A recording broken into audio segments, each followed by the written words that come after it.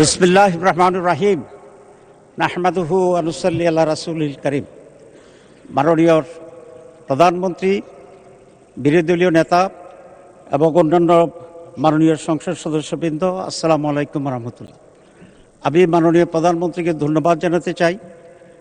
সাংবিধানিকভাবে কার্যপ্রণালী বিধি অনুসারে আজকের এই মহান সংসদের সভাপতি করার জন্য যার নাম প্রস্তাব করেছেন, উনি অত্যন্ত একজন সজ্জন, উনি অত্যন্ত প্রাচীন রাজনীতিবিদ।